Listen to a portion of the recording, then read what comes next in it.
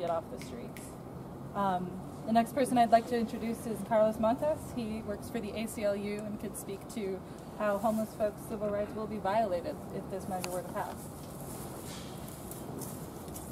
Thank you. My name is Carlos Montes. I'm an organizer with the ACLU of Northern California here in Sacramento.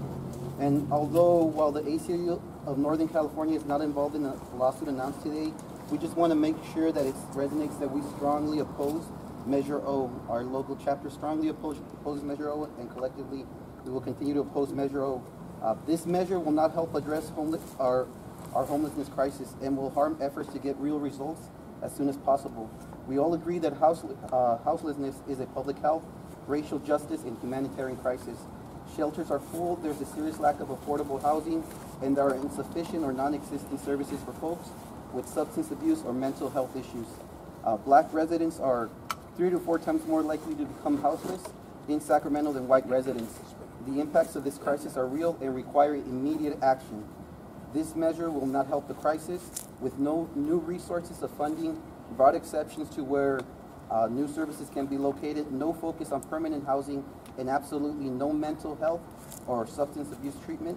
This is an ill-conceived solution that would only detract from the real solutions we desperately need. Instead, the measure will lead to continuous and destabilizing sweeps that will criminalize unhoused people and push them further away from finding permanent housing. Rather than direct the city's resources towards what will end the crisis, permanent affordable housing, this measure prioritizes sweeps that will simply drive unhoused people from one neighborhood to the next in a permanent diaspora.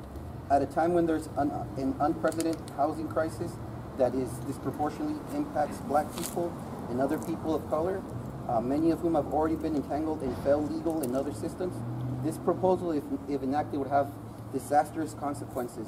What we need is investment in holistic, community-driven systems, not punitive ones that further alienate and ostracize.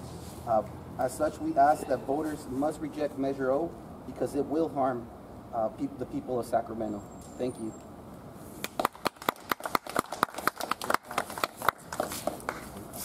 Thank you so much, Carlos. I'm very happy that the ACLU is standing with us against Measure O. It's very important. The next person I'd like to introduce is Anthony. He is the lawyer for the Sacramento Homelessness Union, and he has been a part of filing this petition and complaint. Good, thank you. Good morning, everybody. My name is Anthony Prince, and as Claire indicated, I'm the lead organizer and general counsel for the California Homeless Union, of which the Sacramento Homeless Union is a chapter. I want to say, first of all, that we enthusiastically support and are a named organizational plaintiff in this lawsuit. It's the union's opinion that nobody has the right to vote on someone else's rights. No one has the authority, the legal or moral authority, to mark a ballot or mark a measure that's on a ballot that says we want to take already existing rights away from a group of people. American history is full of this type of conduct. And the city of Sacramento, with this measure that they're trying to put on the ballot, unless we can stop them, and I think we have a good shot at that, is borrowing from the worst aspects of American history. We're talking about restrictive covenants. We're talking about forced internment of so many disfavored populations in the history of this country. And we're talking about segregation. So they're borrowing from the very worst, the so-called liberal city, borrowing from the very worst aspects of American history.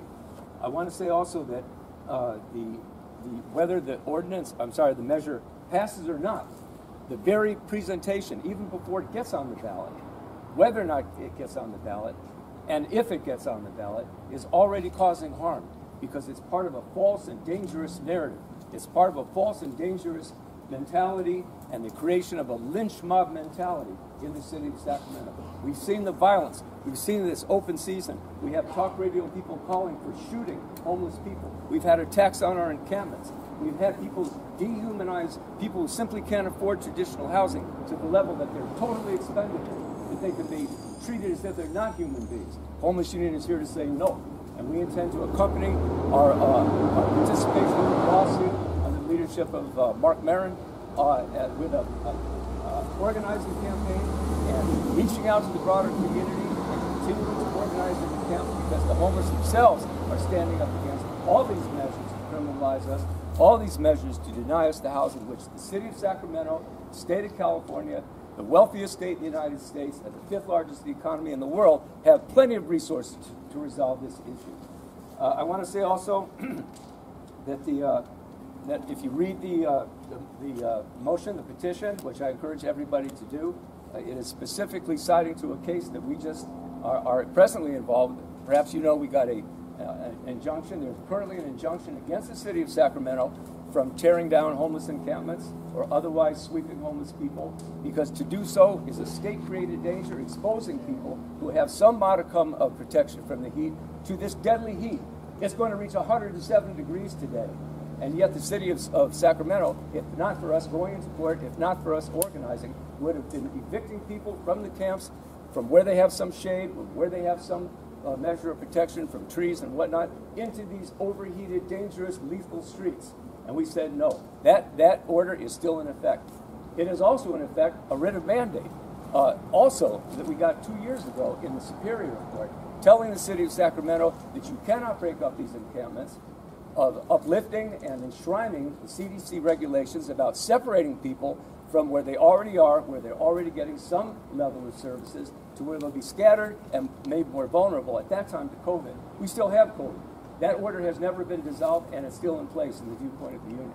Now we're going to get before a court, we're going to get before a judge and argue that the same basic legal theory applies here. State-created danger, affirmative acts by the city of Sacramento that will heighten, increase the risk of harm to an already marginalized, at-risk population. So I'll just close by saying that we have no illusions. We have no illusions. Every time I get a call, hey, they're going to do this and they're going to do that, I say, well, it's probably a fait accompli, because they control the police, they control the city authorities, they control the narrative, they control the legislative process for the most part, and they're not thinking independently. The city council members are not thinking independently. They're doing the bidding of these wealthy businesses, speculators, and whatnot, as is clearly set forth in the complaint. So with that, we're going to continue to organize. We have no illusions. And this lawsuit is a part of, but an essential part of the overall struggle to, as Crystal said, no more death in the streets, housing now. So thanks very much.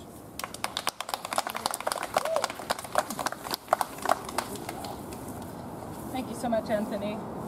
Last but not least, I would like to introduce Mark Marin, the lawyer who filed this petition and comes out to speak to this.